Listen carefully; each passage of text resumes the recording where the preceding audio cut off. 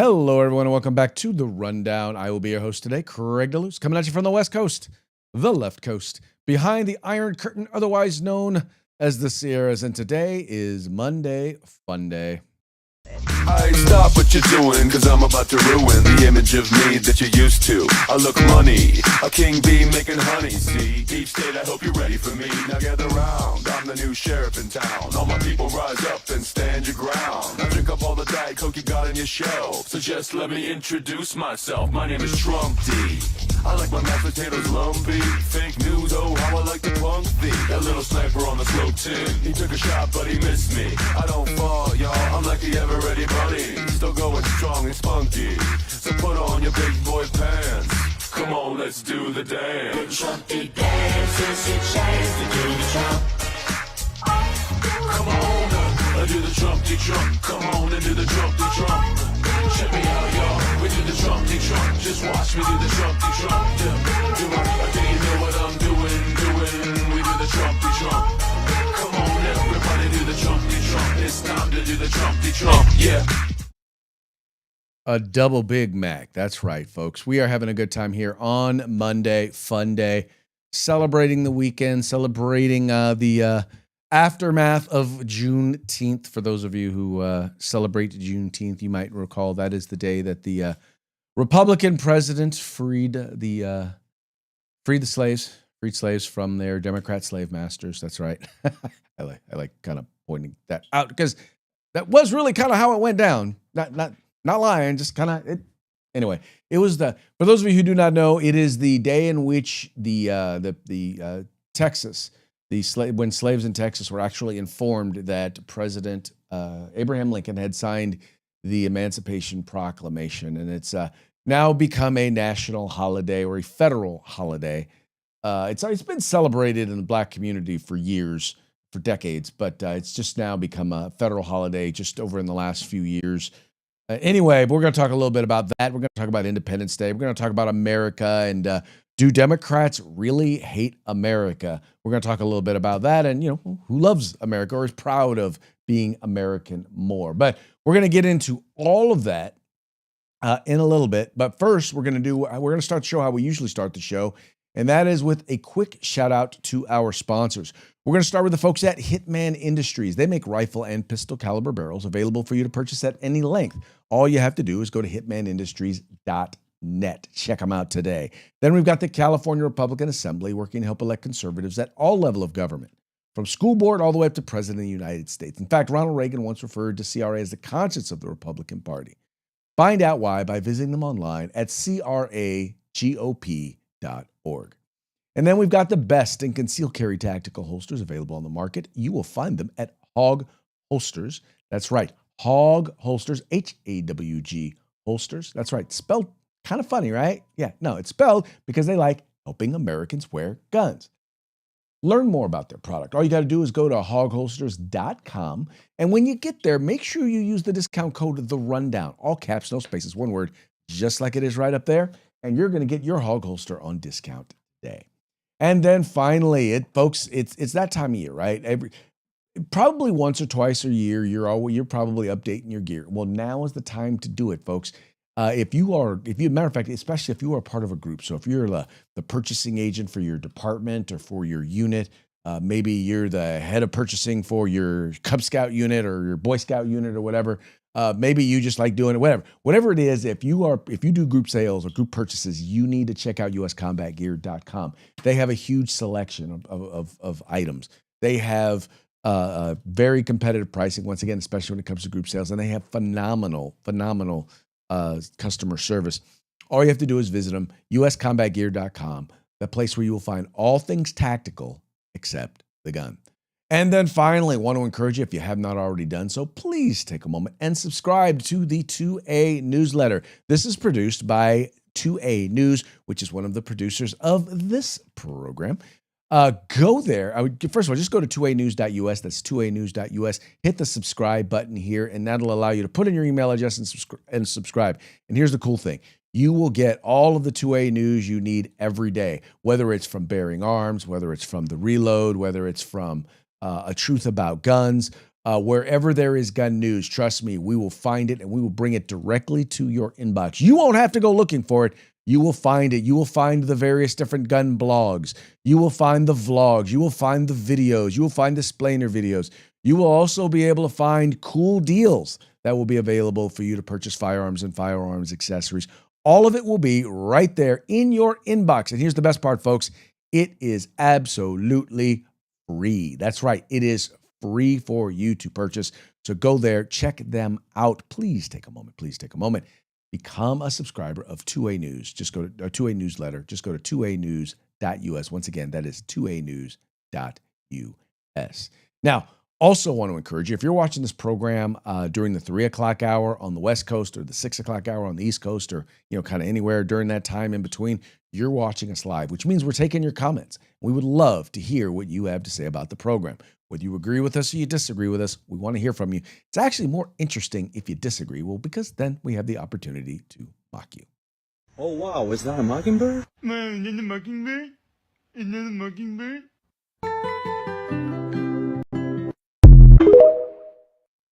That's right, Des. They like to say, and Mike likes to say, we will mock you.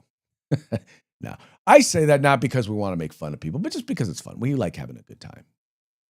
We do. And best way sometimes to do that is to make fun of folks. Speaking of making fun of folks, let's talk a little bit about Democrats. And I know you saw the title. I know some of you were probably curious. You're like, do Democrats hate America? That was kind of the theme coming into this particular one. And I wanted to hit on this because once again, we just celebrated Juneteenth, and Juneteenth can be a very divisive holiday in terms of what people think. And when I say divisive, especially amongst partisans, there are those on the left who believe that, well, the 4th of July is black folks weren't free and we were all slaves at the time, so it doesn't really apply to us. So Juneteenth is when we really celebrate our independence, when we were really free. And then at the same time, you have some on the right who basically say, well, Democrats, they say, well, this is just some liberal left-wing holiday, and it's a way in which to tear down the 4th of July. And, we'll get into what I think about Juneteenth, but I want to start off talking about, how do Democrats feel about America? Are they patriotic? Are they proud of being being American? And a recent CNN poll would basically reveal that overwhelmingly Democrats are not proud of America or proud to be American. Patriotism is not in good shape in America. So overall, according to NBC News in this very recent poll, 56% of Americans, 56% are either very or extremely proud of their country. But listen to the partisan gap. 29% for Democrats say they're extremely or very proud. 90% of Republicans.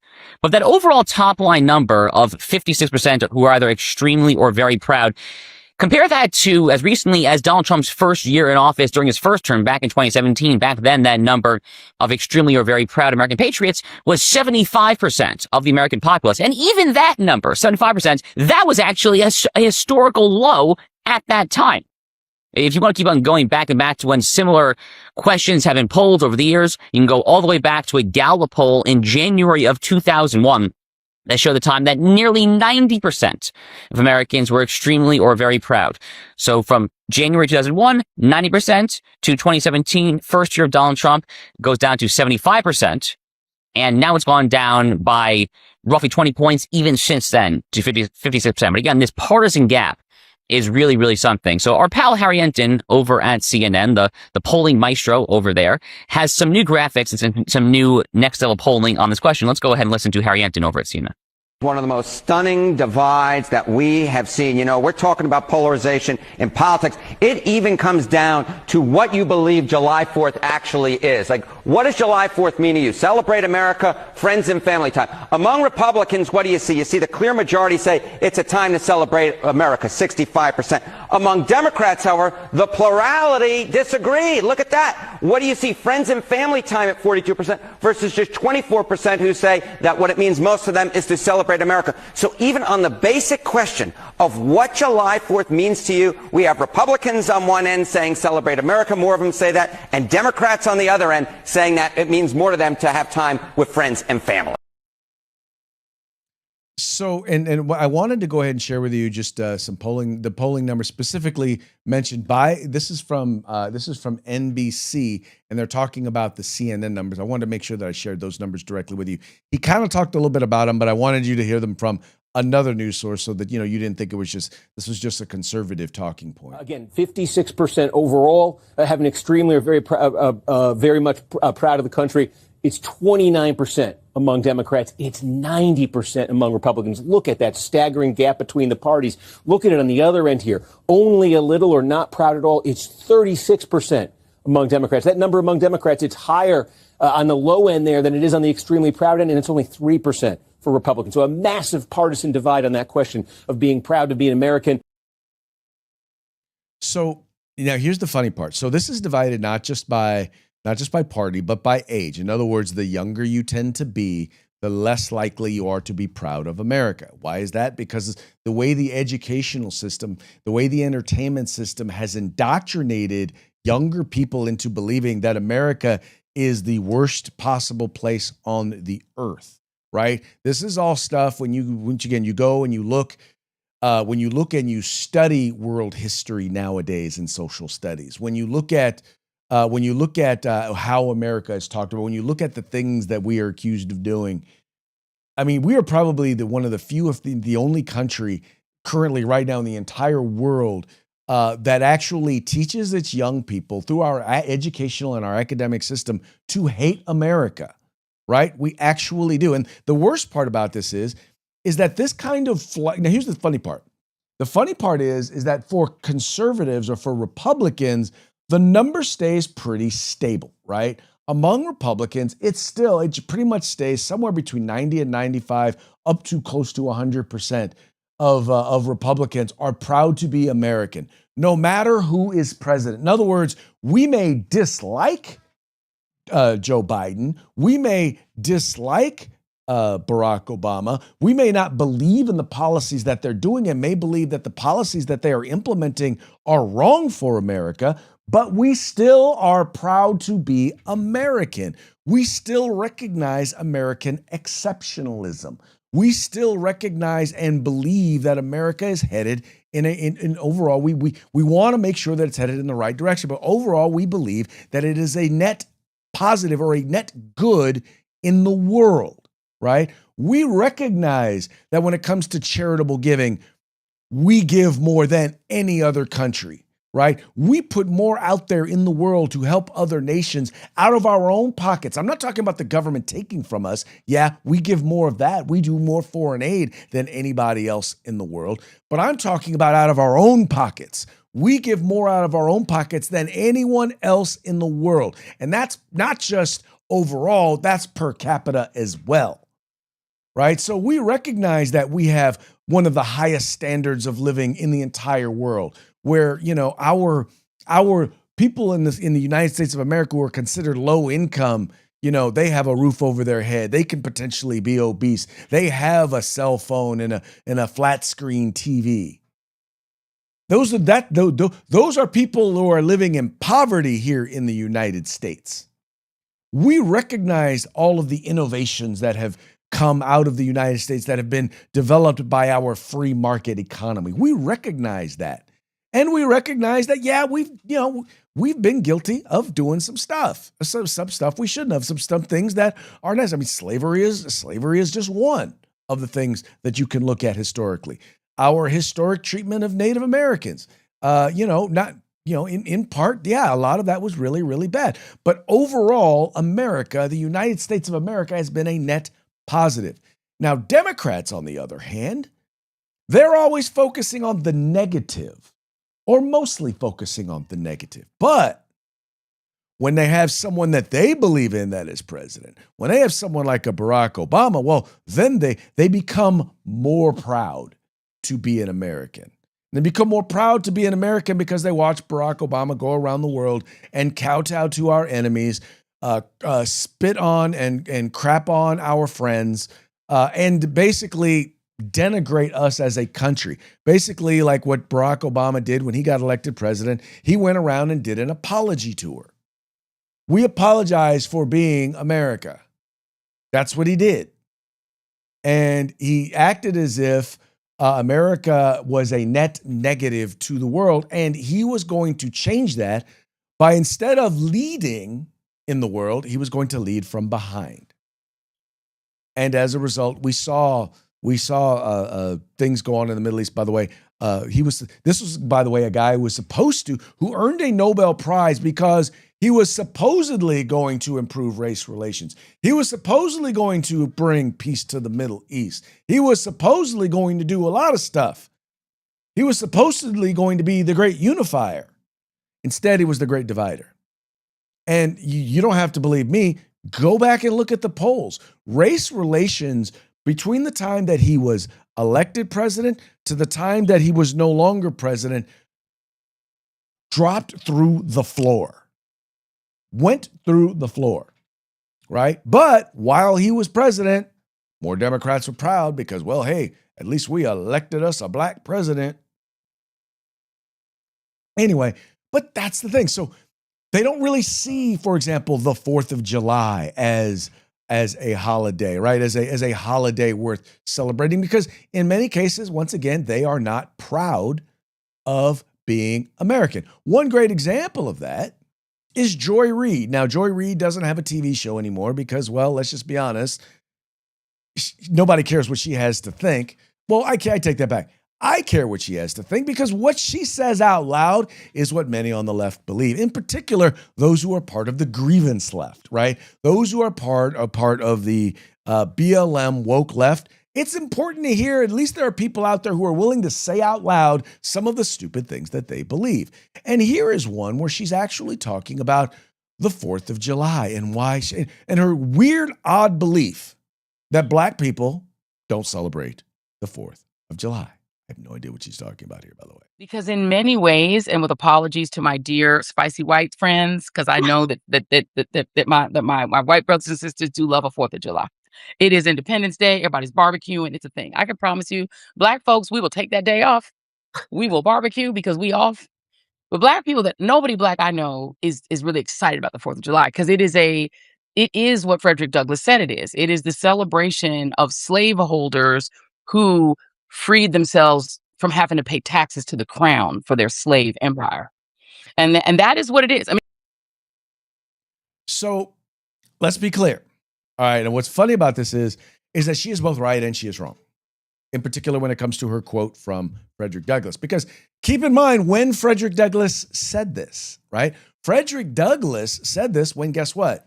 We were still slaves. And he said it at the time because he's trying to point out that the American dream has not become the American dream for everybody. And he was right. But he also recognized at the time that as we were discussing, as the founding fathers were discussing the independence, even they recognized that the fight for independence was not done, right?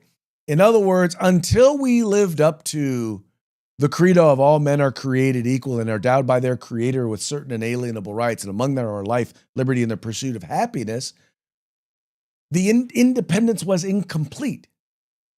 And so, for lack of a better day, and this is the reason why I support the idea of celebrating Juneteenth, because it was the culmination of that for all Americans. Now, admittedly, after that, right after the freeing of the slaves, and once again, we don't celebrate the day the Emancipation Proclamation was signed.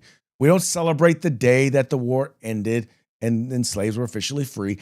It literally was someone picked a day and, well, how about this day when people found out about it? So, okay.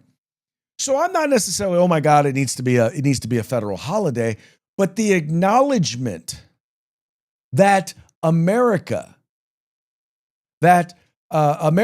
actually sacrificed, I feel blessed to say sacrificed 500,000 of its of its sons, right? Overwhelmingly white, by the way, in order to see that the American dream, that the promise of life, liberty, and the pursuit of happiness was available to all Americans. That's what Juneteenth represents. Now, I don't think you can celebrate Juneteenth by itself, because you have to celebrate when we began working on the promise to the time that we made the promise for everybody, made sure it was available for everybody. So yeah, I have no problem celebrating Juneteenth. I don't celebrate it for the reason that Joy Reid celebrates Juneteenth. Because for her, she's like, well, that's when democracy was really created. No, it began before then. I mean, truth be told, democracy began back during the first democratic nation states, or I would say quasi-democratic nation states back in ancient Greece. And then there's also Rome. But truly here in America, it was a period of time, right? And we found our way through that to finally get done what needed to get done. So for those of you who say, well, it's a liberal left-wing holiday, I'm sorry, no. I will not. And by the way, it is also for those of you who are Republican, it is a culmination of the founding reason for the Republican Party, and that was to free the slaves. It is a recognition that the party of Lincoln, that was founded upon the importance of freeing slaves, of making sure all people were free here in these United States, it was a culmination of that promise. And by the way, as we went forward, right, whether it was Reconstruction, whether it was fighting against Jim Crow, whether it has always been Republicans who have fought for equal rights, for us to be judged by the content of our character, not the color of our skin. I'm not saying all Republicans, but it's always been the Republican Party. It's always been the Democrats, for different reasons, mind you, but it's always been the Democrats who have tried to divide us and tried to separate us and tried to judge people not on the content of their character, but on the color of their skin. That's been what Democrats have always tried to do. Before they did it because they wanted to control black people. Now they do it because they say, well, they want to help black people. But in reality, let's be honest, because their programs are pushed largely to promote government dependency, right? To promote and push a particular ideology onto our people as a whole, their new ideology, their now desire to control is not out of a desire to help, or maybe it is out of a desire to help, but it's still a desire to control. And that's exactly what it is that they want to do. And that's why they name call. That's why they beat up on. That's why they try to pass laws to keep people from being able to speak the truth. That's why they fight against free speech these days. Because they are not interested in helping people. Or even worse, they're not interested in allowing people to help themselves. They are more interested in controlling people. And if you are the ones who control the resources that people have access to, then you are the ones that control those people. And they don't want you in control of your resources. They want to be in control of your resources. And what they realize is, and this is why I call them the new neo-Marxist left, is they realize that the old Marxism that was based on economics didn't work because, well, the people who were part of the working class, who actually were interested, who were actually willing to work, who actually wanted or willing to work for better, they weren't interested in revolution, because when they actually realized that when they put hand to plow, they realized that they could own something, that they could bring value, and that they could be compensated for that value. And they realized this free market economy stuff works. That communism stuff don't necessarily work. So they realized once that didn't work, and they disappeared into academia at Yale, at Harvard, at Columbia, at Stanford, then they realized, well, we need to find the aggrieved people, right? And then they started developing these new this new cultural Marxism, right? They found aggrieved people. They found aggrieved women, the feminists. They found people of color. They found people of different gender and gender identities and sexual preferences. And they said, they found the environmentalists, right? They found anybody who hates Israel. They found all of those people and they put them all together. And I will continue to tell you this. Take the time to go and read basic foundational books and documents on the new feminism, on transgenderism, on gender identity, on gender identity, right? On the what's it called? On gender theory. Gender theory. That's what I was looking for. Read critical race theory. Listen for the buzzwords. Listen for the things. It's all there. By the way, make sure you go back and read the Communist Manifesto. Once again, it's all there. All of it. It's not hard to see. All you have to do is look at it and actually read it. And you'll see all the terms, all the terminology, all the inferences, they're all right there. And the tools, the things that they want to do, the plots and yada, yada, yada, the schemes that we tell you that they're doing, that I've told you that they are engaging in, I'm not pulling this out of my butt. There are books that are written. They've put their names on them. The difference is that most of us haven't read those books. We haven't read those books. But I'll tell you what, the people writing at the New York Times have. They don't even know that they've read those books, but they have. They don't even realize that they've gotten those terminologies, but they have. That's why when you hear people complain about critical race theory, and they're like, well, critical race theory is not anywhere. No, because you haven't bothered to go back and read. You haven't bothered to go back and read the policies that are put in places by places like California's Department of Education. You haven't read their policies. You haven't read the people that they reference on these things. The people who are the founding mothers and fathers and Z's and Zers of gender theory, of critical race theory, or of the modern environmentalist theory. You haven't taken the time because, well, we're kind of busy. Anyway, take the time to go look at it, folks. Trust me, it is all out there. It's all propaganda. And by the way, these folks are not pushing this propaganda on their own, right? They're getting help.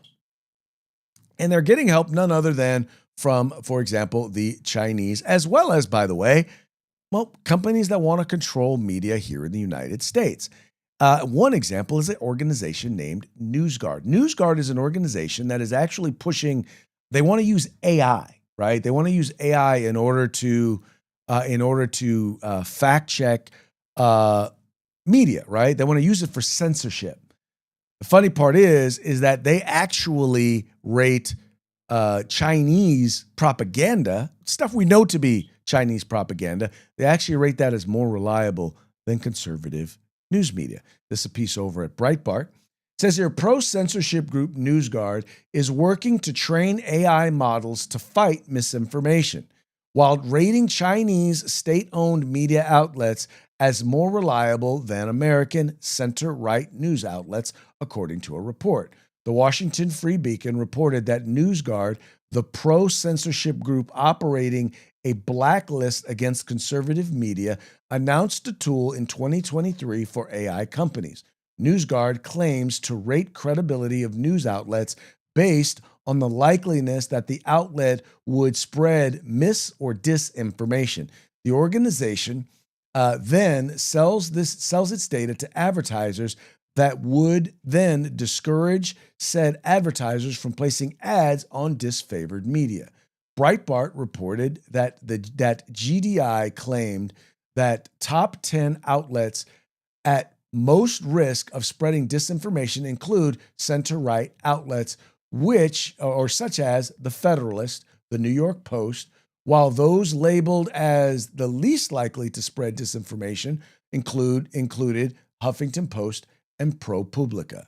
NewsGuard reportedly encouraged AI companies to use its data during the supervised learning process, a technique that influences how AI models analyze information and coordinates AI outputs with developer preferences.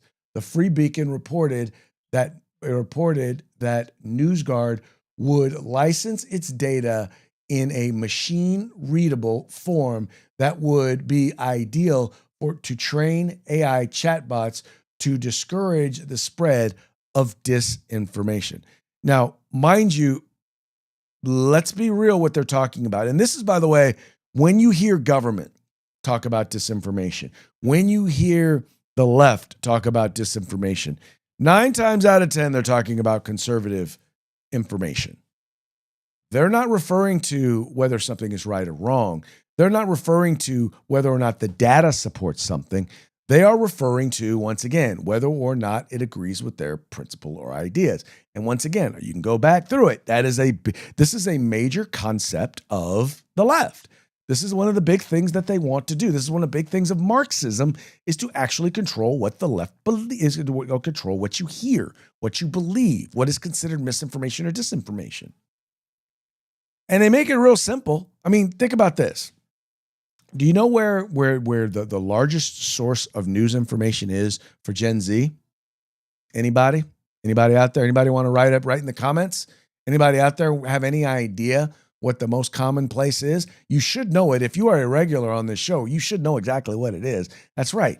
It's TikTok. That's right. Is the favorite source for those who are in Gen Z.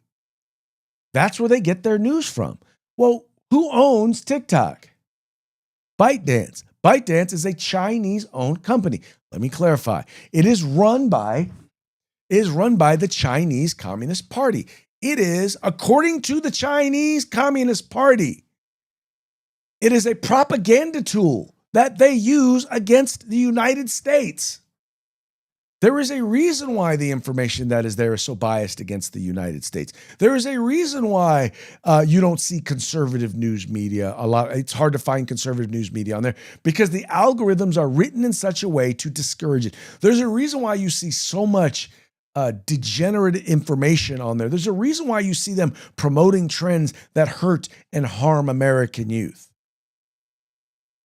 And by the way, just so you know, a lot of those things, you don't see them on the Chinese version of TikTok.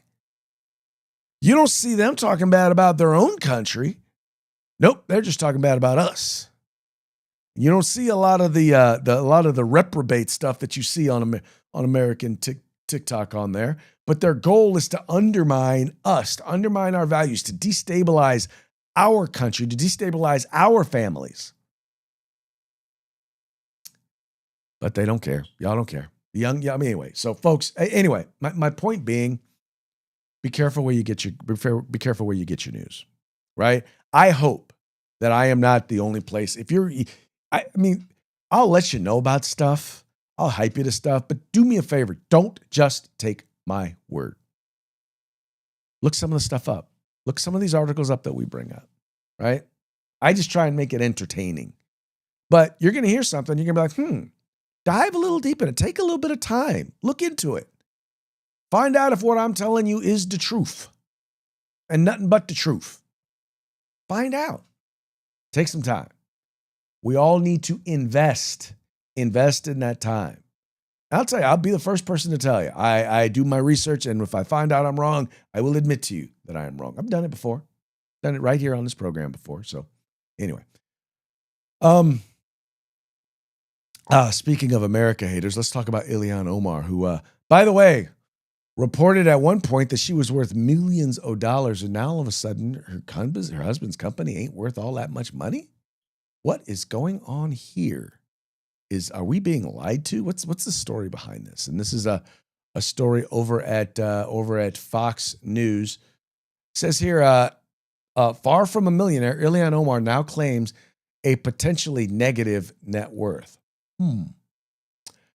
Democratic Representative Ilhan Omar's latest financial disclosures show dramatically lower reported asset values than an earlier filing that listed millions of dollars in businesses connected to her husband.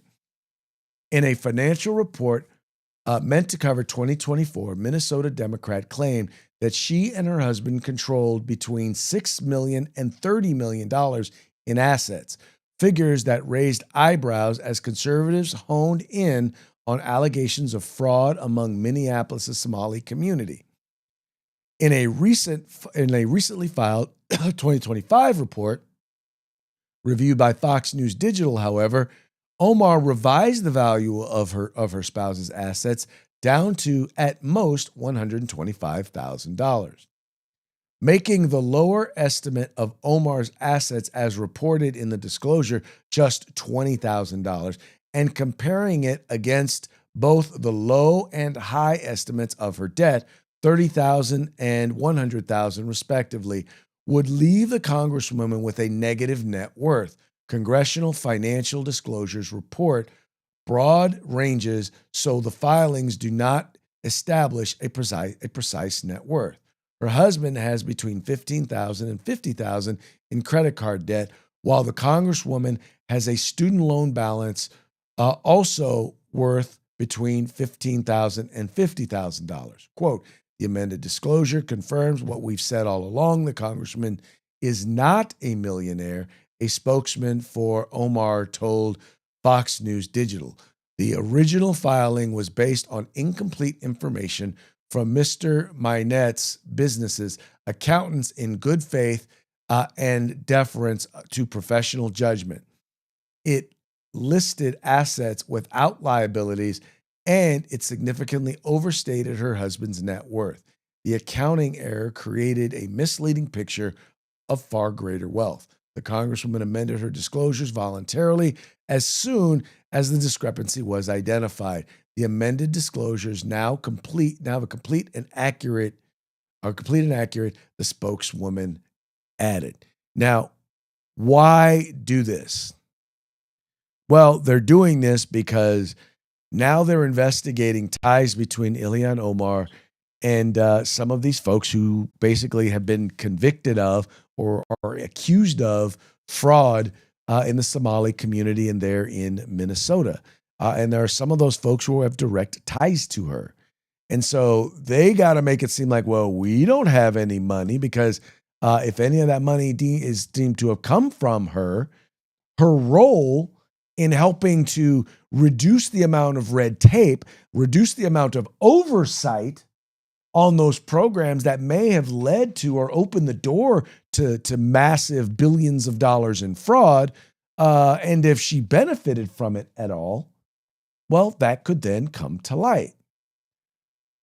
I don't know because I have not looked at the financial disclosures enough to know whether or not the original disclosures are correct or whether or not the current disclosures are correct. What I do know is there are people who are going to be looking into it. There are definitely people who are going to be looking to expose the truth and find out which is it. And I'm looking forward to finding out which it actually is. So I'm not willing to throw her under the bus quite yet. To be honest, when it comes to many, many other things, she's kind of thrown herself under the bus. But when it comes to this particular item, I'm going to just say this. Ilhan Omar got some explaining to do. It's very simple. She got explaining to do. So we shall see. All right, folks. That now brings us to our parting shots. Parting shots are brought to you by Hog Holsters. Just go to hogholsters.com. Use the discount code The Rundown, all caps, no spaces, one word, and get your Hog Holster today. You may have been reading in the news about the reflecting pool and what's been going on there.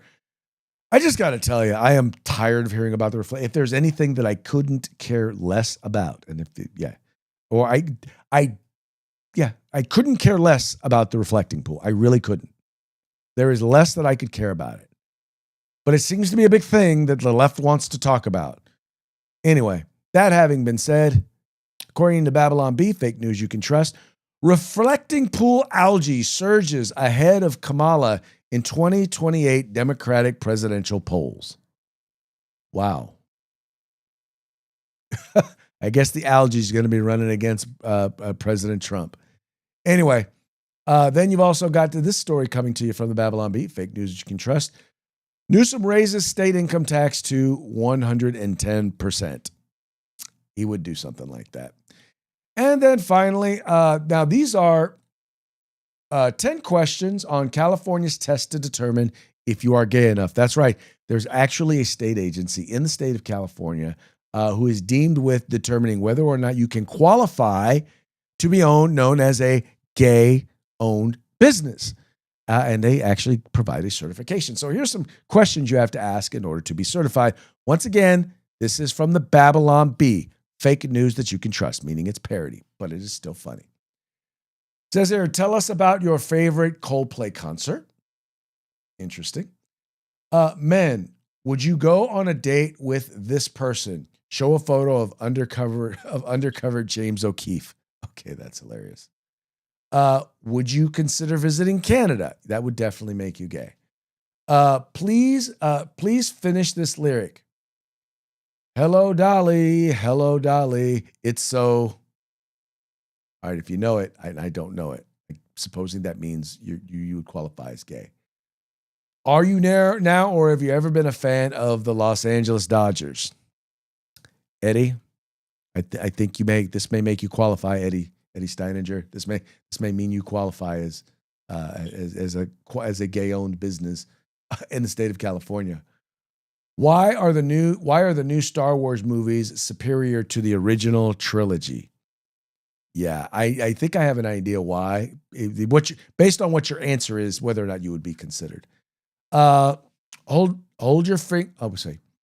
up your fingers to show us how many STDs you are being treated for right now. If your answer is 0, chances are you are not gay. I'm assuming that's what they're saying. I don't know. Anyway, on a scale of 0 to 10, how much do you love Chick-fil-A? 0 is acceptable. That is, once again, we know which end. If you're 10, you're probably not going to qualify. Please demonstrate for us the electric slide. Ooh, well, that's not really right, because I know a lot of black people who are not gay who know the electric slide, or people who just go to weddings. How about that? Does the city of Sodom in the Bible sound awesome or what? Yeah, if it sounds awesome to you, yeah, you probably qualify in the state of California. Anyway, folks, that's going to be it. Okay, so folks, we're here now at the end of our program. But before we go, we're going to do one more quick shout out to our sponsors. We have Hitman Industries rifle and pistol caliber barrels available for you to purchase at any length at hitmanindustries.net. The California Republican Party, the conscience of the Republican Party. Check them out at cragop.org. The best in concealed carry tactical holsters on the market can be found at hogholsters.com. That's HAWGholsters.com, helping Americans wear guns. And then finally, the place where you can find all things tactical except the gun would be at uscombatgear.com. And one last one, make sure that if you want to get your 2A News in your inbox, please visit 2anews.us. That's 2anews.us.